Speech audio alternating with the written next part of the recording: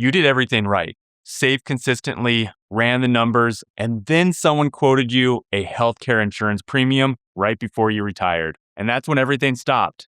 But that's the healthcare gap. The window between the day you stop working and the day Medicare starts is 65. And it's the most expensive blind spot in most retirement plans. A 63-year-old shopping the ACA marketplace without a subsidy can face over $1,100 a month in premiums, just for themselves.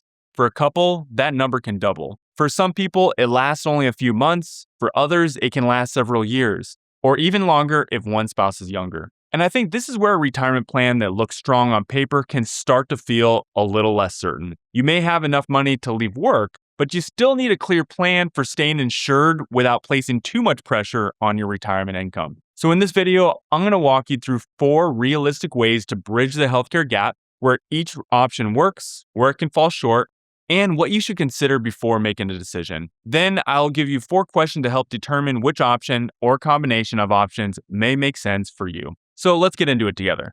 Before we discuss the 4 options, I think it's important to understand what we are actually trying to solve. The healthcare gap is not just a monthly premium, it is the total cost and financial risk of staying insured from the time you retire until Medicare begins. That means looking at the premium, deductibles, co-payments, prescriptions, coverage, provider network, and out-of-pocket maximum costs. A plan may look less expensive because it has a lower monthly premium, but it could ultimately cost you much more if it comes with a high deductible, does not cover your prescriptions, or forces you to leave doctors that you already trust.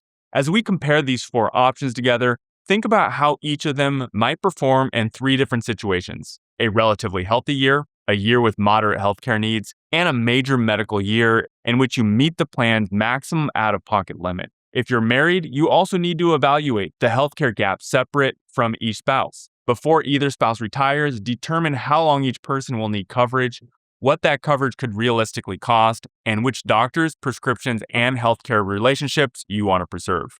Once you understand these needs, you can begin comparing the 4 main coverage options. The first option is joining your spouse's healthcare plan. If your spouse is still working and their employer offers family coverage, I think this should be one of the first options you evaluate. It may be the lowest cost and lowest complexity way to bridge the gap to Medicare. You remain on group insurance, the employer may continue paying part of the premium, and you avoid having to manage ACA subsidies or worry about COBRA.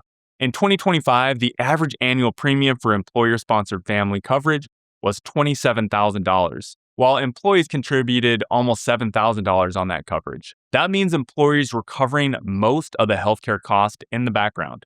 And I think that's where this option is so valuable. Even if your spouse's employer requires you to pay more to join the plan, you'll still be benefiting from employer subsidy that you would not receive if you purchase coverage entirely on your own. But I wouldn't automatically assume that's the best option just because it's your employer. Some employers charge significantly more to add a spouse, impose a spousal surcharge, or offer coverage that does not include your doctors, preferred hospitals, or prescriptions. And this solution only lasts as long as your spouse continues working and remains eligible for benefits.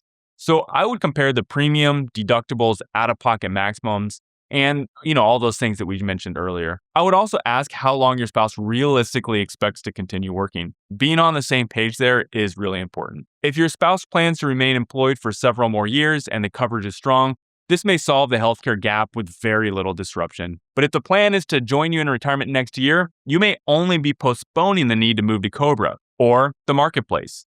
For many couples, I think this will be the simplest and most affordable option.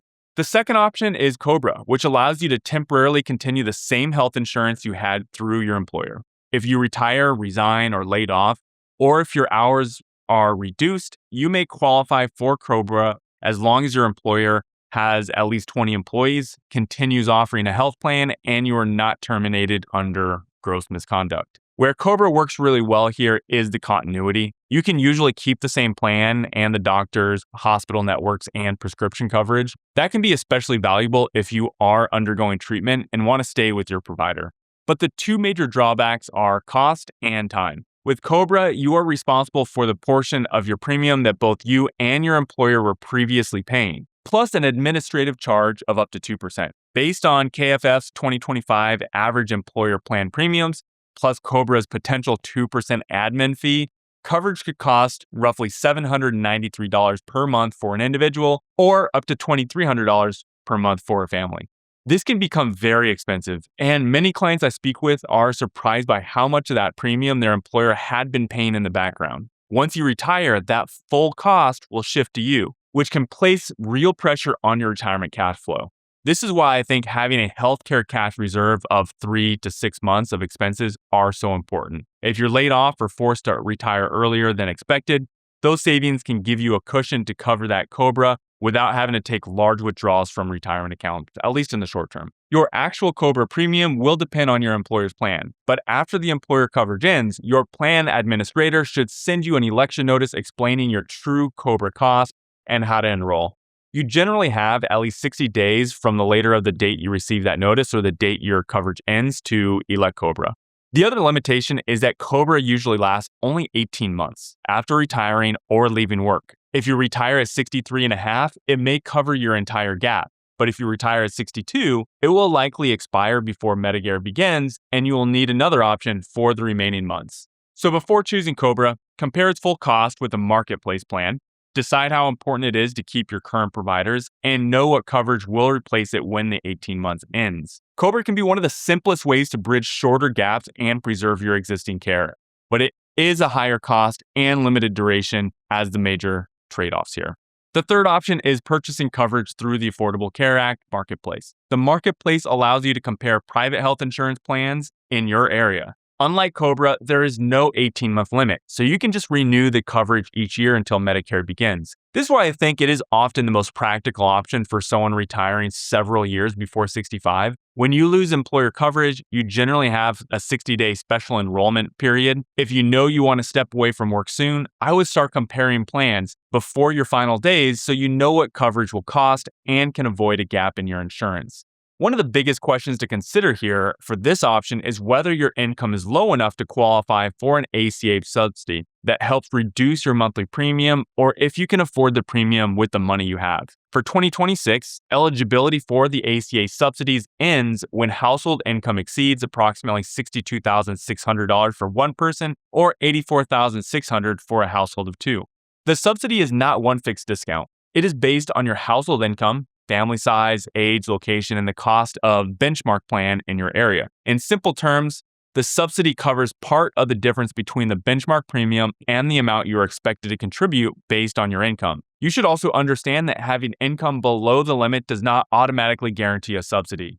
If you have access to a qualifying employer-sponsored coverage through your spouse and that coverage is considered affordable, you may not even qualify for the marketplace premium tax credit anyways. These subsidies can make an enormous difference. For 2026, CMS projected that eligible healthcare.gov enrollees would pay an average of about $50 per month for the lowest cost available after tax credits. On average, those credits were projected to cover approximately 91% of the lowest cost plan premium. So it is a considerable amount there. For someone in their early 60s, ACA subsidies could potentially reduce the premium by a significant amount, but the exact savings will be different for every household. You need to enter in your actual information into the marketplace or a subsidy calculator. This is where retirement income planning becomes important. ACA subsidies are based on modified adjusted gross income, or MAGI. What I see happens with many clients is that the years immediately after they stop working may be some of the lowest tax years in retirement. This provides options. It can make it a good time to complete a Roth conversion. It's also a good chance to qualify for subsidies.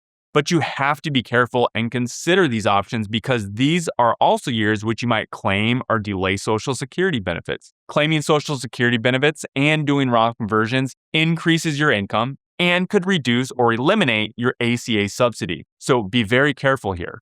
Delaying Social Security and having lower income with subsidies might impact your retirement lifestyle, like traveling less or being more mindful on your spending. So this really comes down to what you are trying to prioritize in those years before Medicare. Do you want to keep your income lower so you can receive a larger subsidy and reduce your monthly healthcare cost? Or do you have enough flexibility built into your plan to pay for marketplace coverage while potentially recognizing additional income through Roth conversions?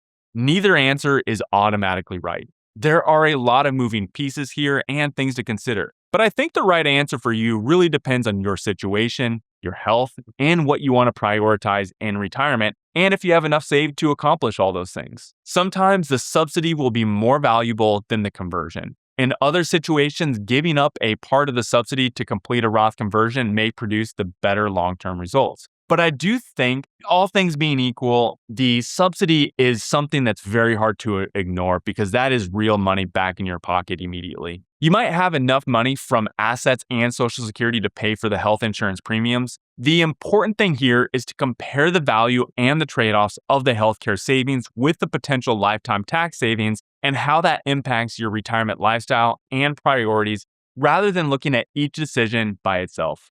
So overall, the marketplace works well when you need coverage for several years and you have control over your income or have enough assets to comfortably afford the full premium without changing your lifestyle. Where it can fall short is that coverage is expensive without a subsidy, and provider networks are more limited than employer-sponsored insurance. So before choosing this option, compare what's available to you in the marketplace. Then make sure you can either afford the full premium or structure your income carefully enough to remain within the subsidy limits. The fourth option is moving from full-time work into a part-time position that provides healthcare. I think this option can be compelling because it does solve two things at once. It can provide a slower transition into full retirement while also giving you access to employer-sponsored healthcare insurance and may be more affordable than COBRA or a full marketplace plan. Going from a demanding career to having no structure at all can be a major adjustment for many people. And I've worked with clients who have more than enough money to retire, but still find it difficult to pull the trigger. The challenge many people have to retire is not always financial. It is stepping away from the routine, purpose, relationships, and regular paycheck that they have known for most of their adult lives.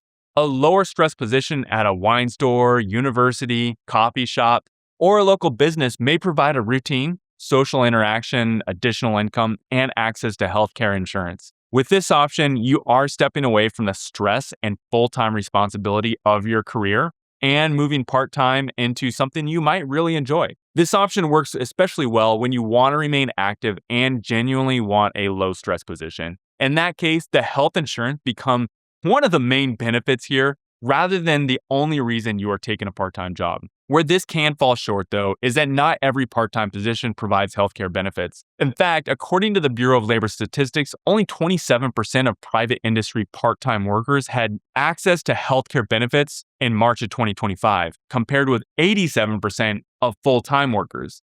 So I would never build a healthcare plan around a part-time job until you have confirmed the benefits, eligibility requirements, and start date in writing. The employers may have a minimum hour requirement, waiting periods, or higher premiums for covering a spouse. And if your goal is complete control of your schedule, working set shifts may not fit that retirement you envisioned. So before choosing this option, confirm that the position actually provides health insurance, when you become eligible, how many hours you must work, what the premiums will cost, and whether the plan covers the doctors, prescriptions, and services you need. For the right person, part-time work can solve both a healthcare problem and serve as a retirement ramp.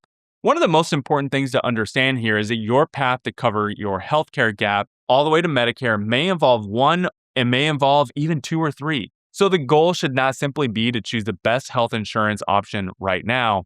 The goal should be to create a coordinated bridge from your final days of work all the way to Medicare. And the bridge should also be coordinated with your retirement income strategy.